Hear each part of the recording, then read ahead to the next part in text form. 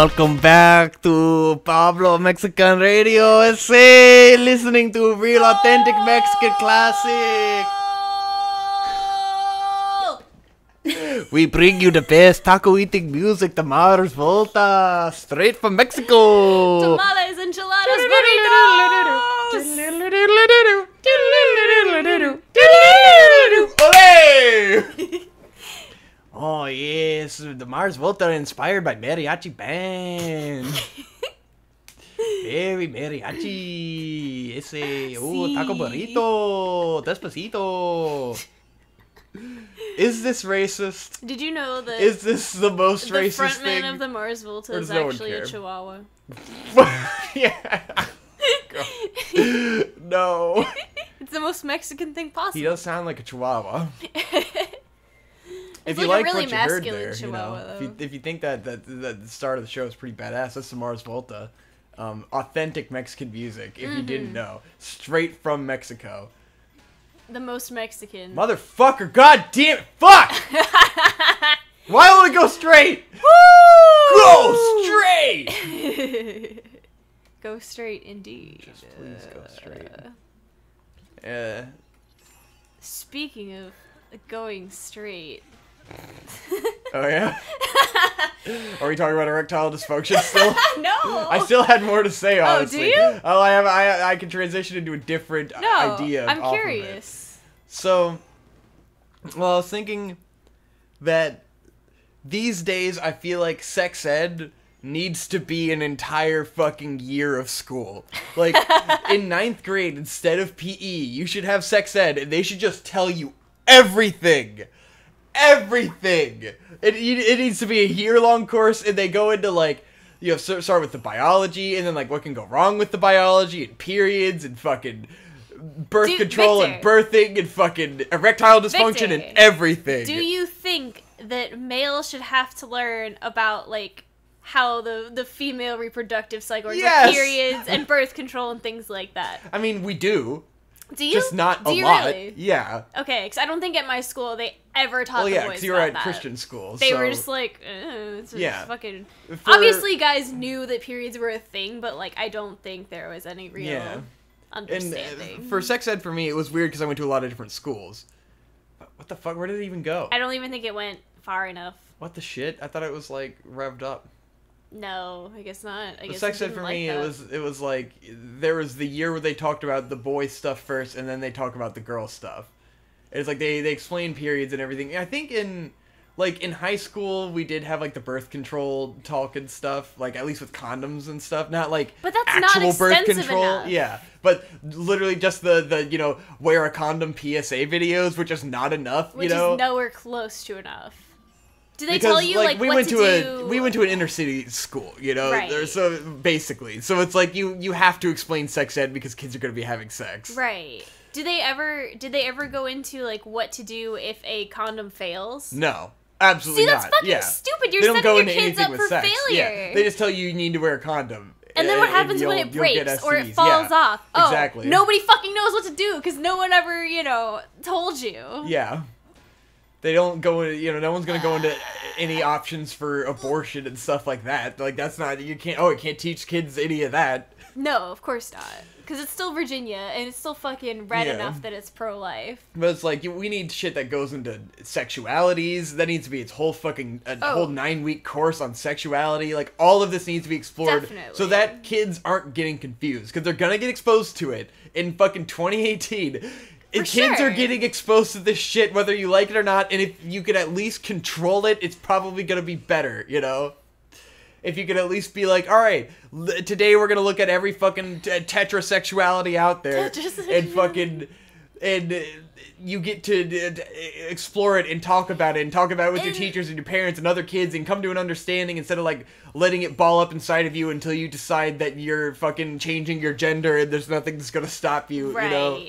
I think if that was more widespread, we wouldn't have, like, kids who do the, like, phase thing. Like, yeah, exactly. What's his Phases. face? Who was, because that's like, what you want to avoid. Who went through that issue where he was just real confused and he was like, oh, I guess I'm gay. Yeah. But, like, he wasn't. Exactly. He was just going through some There's shit. there's plenty of people it happens to. The gay community doesn't like to acknowledge that, but it's like it does happen to some idiots because there's kids, and it's like that's through that kind of education you could help people find out if they really are or if they're going through a thing, because some people are going through a thing, you know? Exactly. Sometimes it's just a period of turbulence. Yeah, and it's like if you're having these thoughts, you know, that if there's kids having those thoughts, that's a way to find them and like get them talking to therapists or whatever they need, or their parents, to figure it out before it becomes like they want to kill themselves, you know, or they're getting bullied super hard. It's like let's find it while they're young, and then like figure out where to go from there, as opposed to like letting it bottle up inside people their entire fucking life and then explode. Exactly. It's just insane. And then stuff like, you know, erectile dysfunction and things that, like, in different penises, having foreskin and shit, which is still, like, anytime you hear a foreskin debate come up, it's like, people haven't even thought of this shit. No one's even thinking about this shit. Exactly. People just think it's gross inherently sometimes. And it's just like, oh my god. Yeah. God damn it. Oh my god, this is a bitch. I'm breaking all my fucking weapons doing this. I guess this is why everyone fucking hates the weapon breaking in this fucking game. Because they're enshrined. Because like, oh, I had all of these amazing weapons and I lost all of them trying to hit a fucking ball into a hole. And then I can't fucking position Link right for shit. This is fucking... I've never hated the Nintendo Switch and this game more than right now. I'm like, I can't fucking position Link in the right spot to save my fucking life. I'm gonna, like, back up and then, like, walk into it. Yeah. I feel like that would be very helpful, though. Yeah. Because here I am talking about fucking erectile dysfunction and Monster Energy drinks. It's like, I bet no one in the fucking audience has even ever thought about the fact that they could have erectile dysfunction. Well, you know, that, and, like... it would be good to get more educational information out there about birth control. It's not just fucking condoms. Like, you need people to know it's not just, like, condoms and the pill. There's other options. Yeah, and condoms fucking suck, and you gotta be prepared for that, too. Yeah, you need to know what happens when condoms fuck you over, because they will. Oh, yes, yes, yes! Oh! Go Despacito! Because they fucking will. The condoms will eventually, you will get fucked, and it will not be fun. And it'll be a $50 mistake. And it will be a $50 mistake. Every time, sometimes and then multiple you'll days. have to fucking deal with the fucking repercussions of that shit, which is equally as obnoxious. Yeah. Fucks with you really good. If you are ever, you know, curious. Yeah. Not a fun time at all. Yeah. Bad times. And there's fucking stigma surrounding everything. Every birth control has a stigma around it. Yeah, exactly. Or you tell someone like, oh, we do this, and they're like, I don't know about that. It's like, why don't you know about that? Go on, fucking explain to me. Go ahead and tell me then, friend. Who do you know who's fucking had this experience here? Or whatever, dude. Nothing's fucking foolproof. Exactly. And everyone's experience is different, so you need to just give them all the information and let them make it a fucking informed decision. To be honest. We can fucking get over our weird fucking societal strangeness about fucking sex, and everyone will just know what's up, and it won't be a problem anymore, and you can move on to worrying about better things. God. It's true. Birds. Like, imagine if every 14-year-old who is frustrated about sex just got to have sex when they were 14 and it wasn't a big deal. And they're just like, oh, are you I get it saying now. We should make prostitution legal? Oh shit, I didn't beat the shrine. I hit the thing into the thing and then I just left. Ah, no! Wait, I probably won't have to do it again. Okay, I was Oh gonna god, say... I might have to do it again. Fuck. I didn't talk to the guy at the end. Oh. I was like, alright, I did it! Now I'm like, wait a minute, why is it still orange at the top? Son of a bitch. Oh god. Despacito 2 confirmed. Eh. Anyway, that was an off tangent. That was a tangent. I just, like, started thinking about it because I was talking about my dick. And I was like, You know, like, there could be people out there drinking Monsters every day, and their dick isn't getting as hard as they would like, and they can have no fucking idea what's going on. They could be terrified that they have erectile dysfunction or something, and it's going to be that way for the rest of their life, and they don't realize that they have a shit diet, and, like, your diet does affect, like, your dick, and, like, how hard you can get and stuff. And, like, maybe most people don't know that. Maybe you're a teenager who's been jacking off and you got a soft dick and you're fucking freaking out about it, thinking that, oh, one day I'm gonna have sex and my dick is gonna be too soft and no one's gonna fucking love me because no one has explained to you how dicks work. No one has explained. Oh, God. Oh, no. Which is very real. I'm sure every fucking teenage boy is worried about fucking his cock being inadequate. To an extent. To an extent. To an extent. I mean, I had a disgusting phimosis cock, so, you know.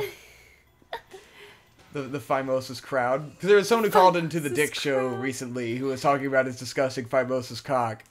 And about how he's too afraid to have sex with a girl because he doesn't want to be judged for his phimosis. And then, like, Dick didn't even know what the fuck that was. He had no idea that was a thing. And I was like, see, no one knows what the fuck is going on with dicks. So some people are like, oh, that sounds disgusting. And it's like, it's not. Whatever. It's like the natural state of cock, and it's quite fine and probably superior. And if you had it, you'd be like, oh, this is fucking wonderful. Woo! Oh my God, why? Man. Why did it not travel all the way? Go with this again. I'm gonna break the spear. The spear seems like the easiest one to like shoot straight. But here we fucking go. Oh boy. Well. Alright, you good? You got your thoughts out? Penis envy, yes. Penis envy. I don't have a dick, so I Do you I envy can't. my penis? No. Do you wish you had a penis? No. It sounds pretty penis inconvenient, envy? Honestly. Yeah, I mean, they both have their inconveniences. Yeah. It's up for debate which is worse. It's true. It would be a curious experience if a male could obtain a working vagina and have periods and stuff, and then be like, you know, and then give an opinion on how worse it is, you know, from like having experienced both sides, because that will never be a thing that can happen, you know. Yeah. Because they'd be like, you know, the trade-off, like having a vagina is great. It feels a lot better than a dick. It's worth having periods, maybe. I did it. Oh. Yes. Oh no, there's more! Oh, fuck. God damn it. It's okay. Alright, well. This will probably be easier than the last thing.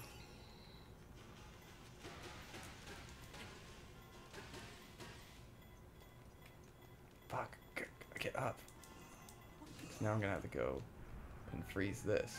Or no, it just fell. Oh, it just falls. Good. It's okay. It's all good. Okay, that was easy. Yeah. Cool, it's over there. It's probably just way back or something. I guess they just... Oh no, because that's going to spirit me out. Yeah. So let me check over here. Go check it for a out. chest. Make sure there's no treasure chest or anything cool. Fucking tree jar. Oh, son of a bitch. Is it just more challenge?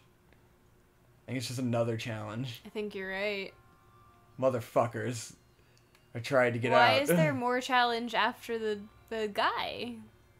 Because you can get more treasure chests. They were like, that was just a little fucking baby faggot challenge. This is the real fucking challenge right here. This is the real challenge. So we can give you an iron sledgehammer and you can want to blow your fucking brains out for wasting your time with this shit. This looks like a nightmare. Oh, yeah. You just gotta shoot it perfectly through that hole. Or maybe you can bounce it off of the things? I don't know. I guess. Oh, great. It just immediately broke. Yeah, I was gonna say, that thing's gonna break. Anyways, you have a topic, right? Oh, I mean... I interrupted with my long sex ed talk. I was just gonna talk about on the topic of going straight. We've been watching... straight! We've been watching some fairly masculine anime lately, have we not? Have we? Yeah. Because we watched the old Berserk and Megalo box. Oh, yeah. Which are both fairly... Ooh, that was close. Yeah, I gotta get like a perfect hole in one, I guess. Yeah. God damn it. Fuck. That's gonna be real annoying. They are pretty masculine. But yeah. I feel like Berserk isn't that masculine, and the fact that it's not very like yelling kind of but... yeah, macho yelling action guy. But I mean, but it is like a generally a more male-oriented it's pretty masculine. plot. I don't know. I think it's Fuck pretty it. masculine. But we watched the 90s Berserk. Yeah. Did we already talk about that? I don't think so. I don't think we did. Did we? We did, yeah. Was it a long... It must have been a while ago. Did I lose track of time? I had it on my list and I must not have taken it off. I think we did, because I was saying that it's like, it can't quite be the definitive Berserk adaptation. Fuck. Or maybe I was just talking about it to someone. You were talking about it to me. I know I talked about it with Boyd. I know you said that to me. Okay. I don't know. I guess we can talk about it. I don't know. I honestly can't remember. I really cannot remember. I didn't think we did, because Yeah. I feel like I would have crossed it off my list. But maybe we did. Sorry if we already talked about this. Oh! Dude! Man! Shit. This is worse than Connor playing VVVVVVVVVV. But yeah, 90s Berserk, like you said, it is basically as close to a perfect Berserk adaptation as we could ever possibly have. It's as good as it's ever gonna get. Fuck, I went one That too, was way too hard, many. yeah. Yeah. It's the best adaptation of Berserk. The only question is, should there be an adaptation of Berserk? There can't ever be a perfect adaptation of Berserk. Yeah. But I mean, this was pretty close. And it was an enjoyable experience. It at least captures the vibe in the art style better than fucking the new shit that just absolutely fails. Yeah. It does a better job than the CG movies because they leave out too much like character detail and stuff. Exactly. In the new movies, you don't really give a shit about like the extended cast. Exactly. But in this series, you really care about, you know, Pippin and Rickard and everybody else, and you're like, oh yeah, I love these guys. Yeah, they're great. they were good. And Judo, you're like, oh yeah, he's a fucking the ultimate he's great. wingman. He's the best wingman in the world. I love him. Judo, the ultimate wingman. He's such a good boy. He just understands everyone's feelings. Yep, and then he dies. He's the only one in the Band of the Hawk with emotional intelligence. Yes. Literally. Like, actually. God damn it. This is depressing me. It's taking a lot of my focus now. It's true. But I mean, overall, pretty fucking good. Pretty good voice acting. Guts is fantastic. Guys, we've been watching everything dubbed because voice actors are really good. Fuck subtitles and fuck Japanese dubs. They all have corny, stupid voices just like American dubs, and fuck them. And also fuck them. God damn, I hate.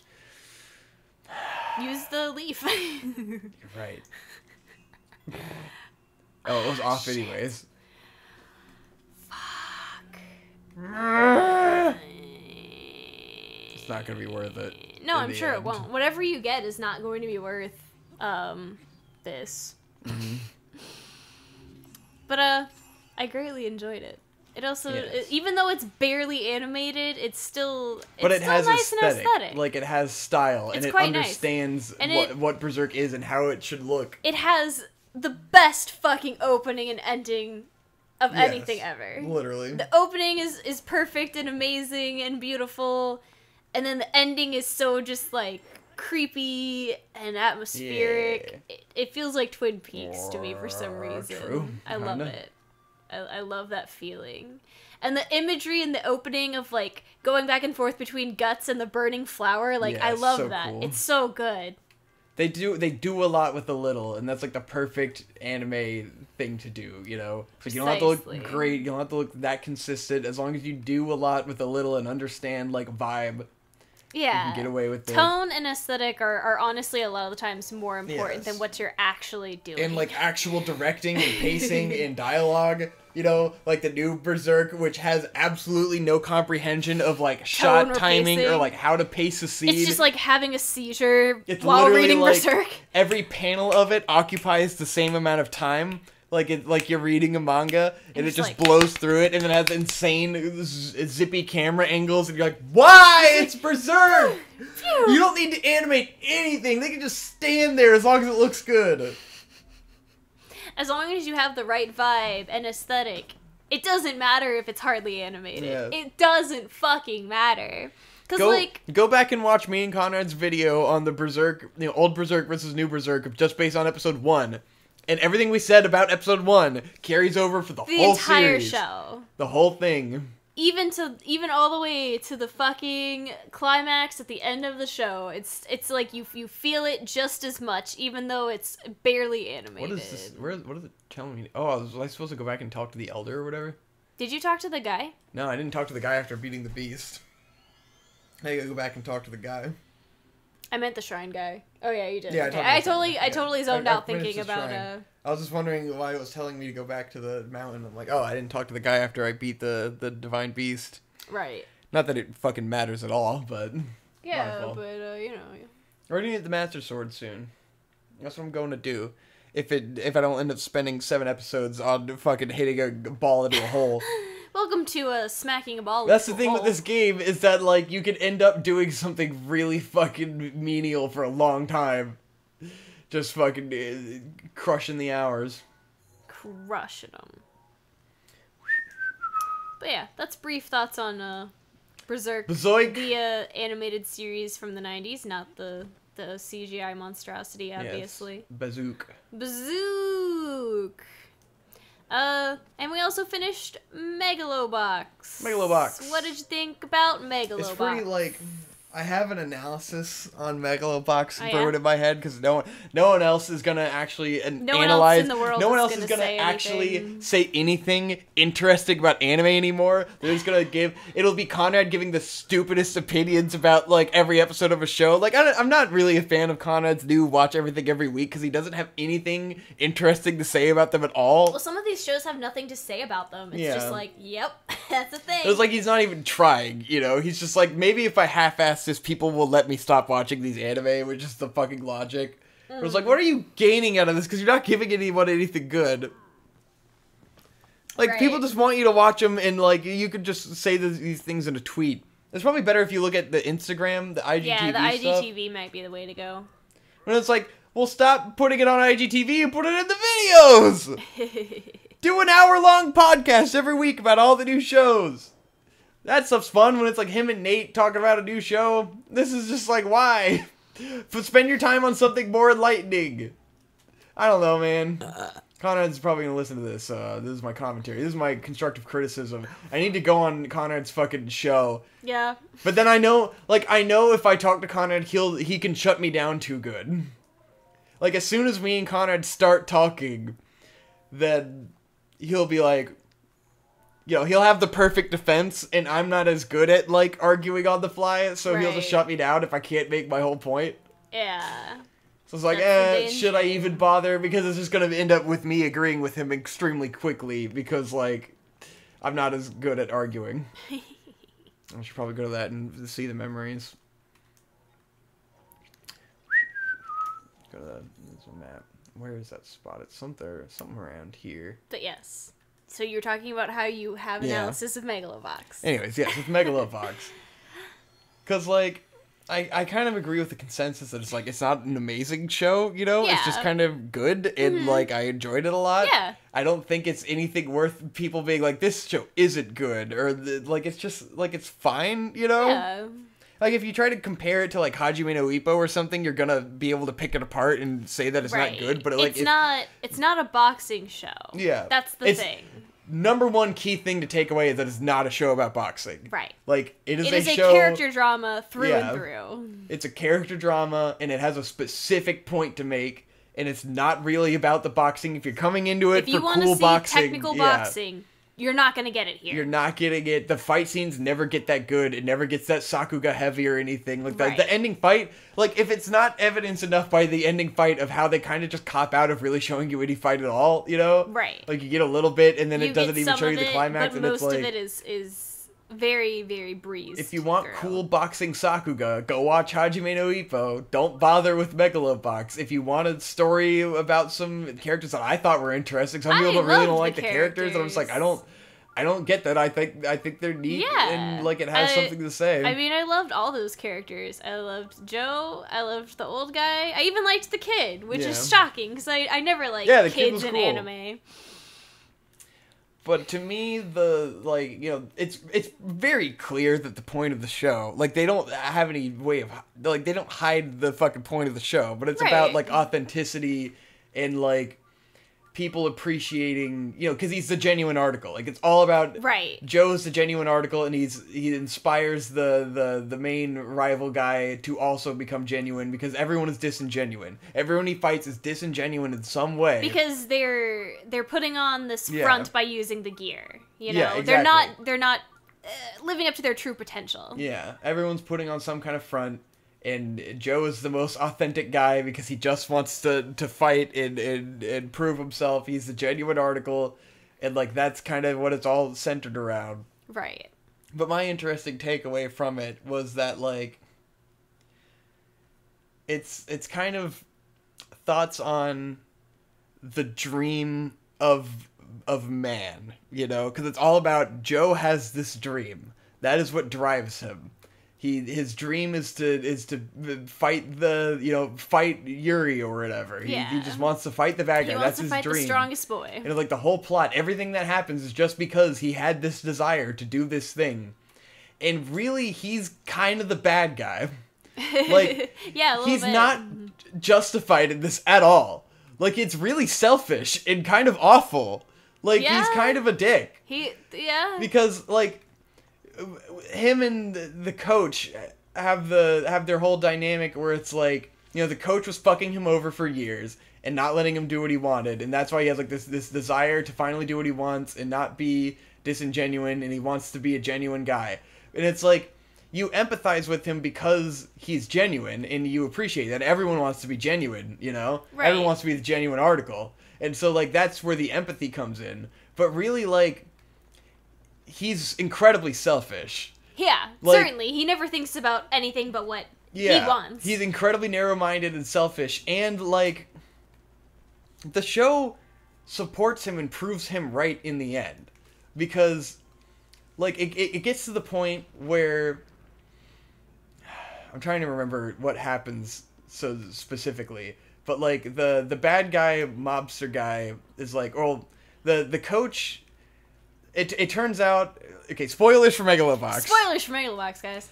It turns out that the whole time the coach had promised the gangster that Joe would throw, like, the biggest match. Like, he would throw the fight so that they could win a bet and make all this money and throw the final match, and Joe gets all pissed off about it and he storms off. And, like, in the events of that, it's like the coach guy does do so much to support Joe and his dream. Yes. Like, he really goes out on a limb for him. He risks his fucking life for him. Like, he literally puts his life on the line. That's and fucking Joe runs away like a spoiled fucking brat, and it's just like, fuck you, dude. And it's like, well, this was the only possible way for this to happen, you know? Right. None of it could have happened without his sacrifice, and Joe is a total spoiled brat about it. Yeah. And it's like, the show proves him right in the end, because the gangster guy, it turns out he was gonna... Like, he wouldn't have let them go, even if... he wasn't gonna... Yeah. Even if they did throw the fight, he was not gonna stop making money off of them, essentially. Yeah. And it's like, in that event, like, you know, Joe turned out to be right. But in the moment, like, from what is actually, like, mature... Joe was being a fucking baby, and the coach was really looking out for him, because the coach honestly believed, like, it was naive of the coach, but he honestly believed that if they did what the mobster guy wanted... Then they could be free. Yeah, they could be free. And it's not fair for Joe to fucking, like... He's saying, you know, fuck you, you can die for all I care. Yeah, he's literally like, oh, you're gonna die, and the kid is gonna die? I don't care, I need to win this. Exactly, I just want what I want. And it's like, the show kind of expects you to empathize with him. To just be like, yeah, you're right. Good job. Yeah. But it's like, well... he really kind of sucks in that moment. You're kind of a shithead. It lets him get away with it by letting him basically get off by the mobster, by it turning out that he was right, you know? Right. But it's like, that's kind of unfair. It does come at further cost to the coach. Yeah, it comes at further cost to the coach in the end. But it was like, you know, Joe was right. They never would have got out, and you know, it's validating what he thought, which was that you needed to be genuine. So it's like it kind of has to be that way to support like the ongoing theme of you need to be genuine. Yeah. Because being genuine was what led to them eventually getting out at the cost of the coach, who was the most disingenuous guy. Right, you know? so he paid the biggest price. Yeah, he paid the biggest price because he kind of started all of this in the first place. But he also was the biggest supporter and did all these other, like all these fatherly things, you know. And it's just like the fact that Joe gets away with it. Like, it would be one thing if Joe kind of learned from it, but they really let him get away with it without learning anything. Yeah. Where they really kind of validate what he did and not go like, not have him realize like, oh man, my coach took his eye out for me. Like, yeah. I'm kind of an asshole, you He's know? like, oh shit, thanks, dude. That was They're pretty like, fucking oh yeah, Joe sweet was of right. you. So it's like, that's my criticism, but also like the most interesting takeaway, which is that like that's very human though, because people are like exactly. that. And we empathize with Joe still. Like, you don't really think about it while it's happening in like how selfish he was and stuff. Like, you kind of roll with it, but it's also like, I was just thinking about how much people love someone who has a dream, you know? Yeah. It's like, it's what everyone wants, and people will rally behind someone who has a passion and has a dream because they're like, that's the ideal, that's the perfect sort of situation, you know? And I look at my own life because it's like, I am in the position of the guy who is following his dream. And like, everyone who's about that is extremely supportive because they're like, you can do this and I can't, you know? Yeah. That's why like Conrad is so admirable. That's why my dad admires Conrad so much, because he is in constant pursuit of the dream, and like people love the guy who's in pursuit of their dream. You know, my dad will support me forever because I'm pursuing a dream, and you'll support me because I'm pursuing a dream, you know? Right. It's just interesting, like, how someone with a dream can become, like, infectious to the people around them to kind of bring them in. The magnetism of that, because some people the magnetism of don't the have romanticism. That within them. Yeah. So it's just interesting. Is and it's like, that's what Joe is in that. He is the guy with the dream, and everyone is drawn to that, and it's like they want him to succeed because he has a dream, just because he's passionate, you know? Right. It gives them hope that they can do something with their life. Yeah, exactly. I'm like, oh, this is the analysis that I'll never fucking make and have in the world, because I don't enjoy writing videos, and I would never do that. And I wish someone else would see that and talk about it. It's like, you don't even have to like the show to pull that analysis out of it, you know? Right. That's the interesting thing about it. That's what makes the show interesting. It's what makes the characters compelling. Exactly. Because it's a commentary on society. It's like, it's not the most unique idea ever. You know, there's plenty of shows about that, but it's not something I've seen anyone really talk about. Exactly. And I have to switch my arrow before it explodes on me because of the heat. The heat makes the bomb arrows explode. Whoops. I froze that guy and he melted immediately because of Nice. the lava. This game is amazing.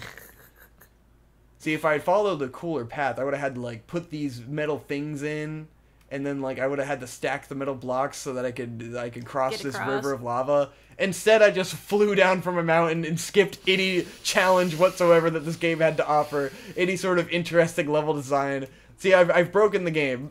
You broke it. Yeah. I'm playing the game the worst way now. I'm demonstrating two different philosophies on playing this game. You're horrible. Because now I'm like, whoa, this seems really cool. There's, like, dudes to fight while you, like, move these metal blocks across the river of lava, and I didn't do that. Now I'm doing it just for shits and gigs to illustrate a point on the fact that there was interesting level design in this game. And, like, a whole little puzzle challenge to do in the overworld that, like, you'd completely miss out on if you just jumped from a rock and fucking sailed on in. And you don't even have to do it this way, because there's, like, a stack of blocks there. It's like there's more blocks I can make this bridge out of. Yeah. Ooh. That was cool. That was neat. And there's, like, scary fire dudes here I can shoot with ice arrows. Ba-plow! He instantly died. He lit on fire. Wow. Get wrecked, Then you dude. find fire blobs. God, this place is fucking dope, man. The volcano is really cool. I really underexplored it my first time through. Can I stand on the lava because of my fire armor? I mean, just be careful. Okay, no, that didn't look fun. Maybe not have enough fire immunity on me. Yeah. Now, if I shoot these with an ice arrow, they'll explode into ice balls. So I want to use a fire arrow. Or normal arrow. Yeah, fireballs. Got him. What if I whack him? I'll get burnt. You gotta let him. How'd it get burned? See, they go out and then you hit them. How'd it get burned? How'd it get burned?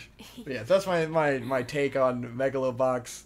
Haven't heard anyone like actually talk about the show I haven't in heard any anyone depth talk about it at whatsoever all. beyond the surface level of like, oh, it's good or it's bad. Because people don't seem to do analysis anymore. People don't seem to talk about like the interesting themes going on in the show beyond like Conrad talked about Land of the Lustrous, and that was neat. Yeah. That was like, do great more show. of that and make it more than 10 minutes long.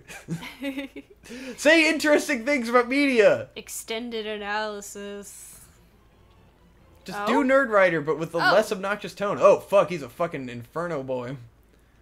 I don't think I can get on top of him. He's got a lava I wouldn't. man. Ah! I can't shoot bomb arrows at him. That usually helps with these guys. Because the bomb arrows will explode as soon as I pull it out. I can try ice arrows. Oh, good point. Didn't do that much damage, but he's gonna fall. Yeah. Can climb. Okay, I can climb. And I have a rock crusher. But it's burning my health really fast. Yeah, it's that's ouch. But it's okay because I'm doing a ton of damage. I just gotta eat some shrooms. Nice. Oh, my hammer broke already. Fuck. I had all these amazing weapons and they're fucking going down really fast. Now they're fucking gone. Get him. Oh, bitch! Got him. Yeah. Whenever we have pauses in conversation, I wonder, I get that nervous feeling like, oh no, we've created terrible content. That I was like, wait a minute.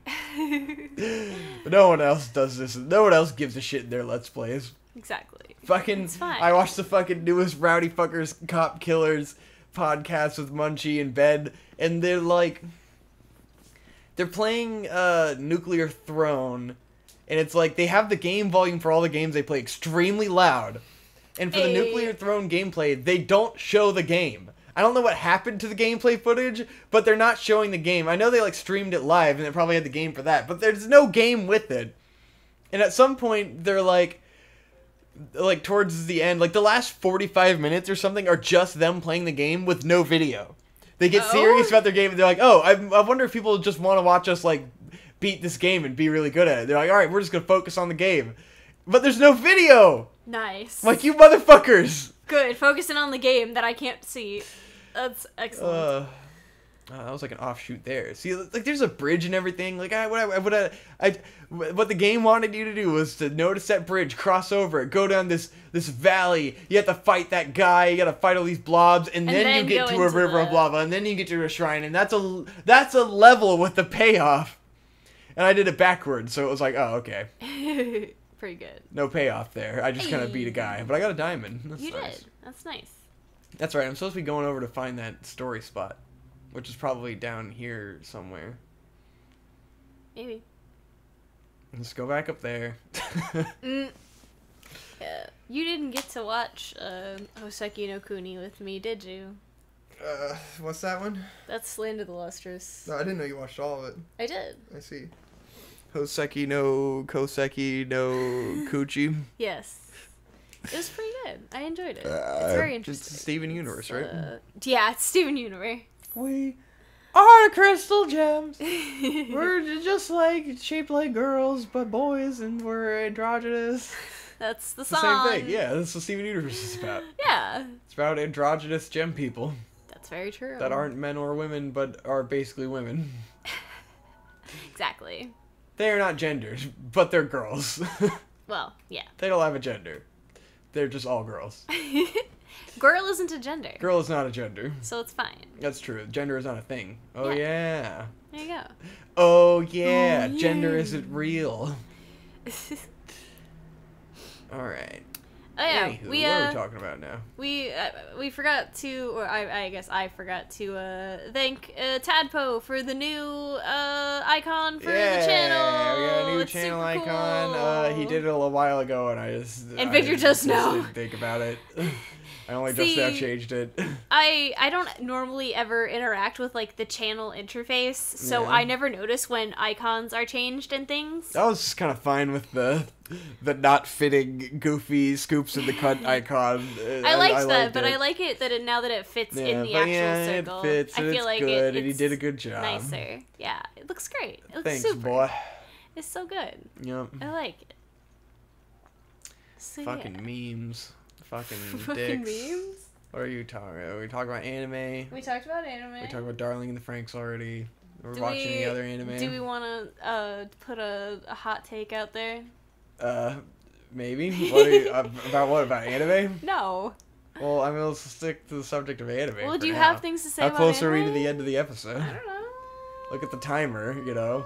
We don't want to start on a whole other rampage. Oh, we're at 40 minutes. Okay, we're at 40 minutes, so we already need to stop this episode. Okay, Yeah. we're done. Let's, Megalobox is enough. Now we're floundering. I'm like, how long has this been? I have no idea. Megalobox is good. If you like stories about characters, watch it. True. That's my hot take. That's Hope's hot take. Oh, God, I hope we're fucking recording. Jesus Christ. This is my constant fear. My constant fear is that we're never fucking recording this show. And then if we go on for 40 minutes, okay, it's there. No, I'm clipping because I turned the gain up on the thing, and so now it's louder, and so now I just clip when I get close to the microphone. Hello. Okay, now I'm not clipping. Now you can hear, but I'm now too quiet. That's the perfect volume.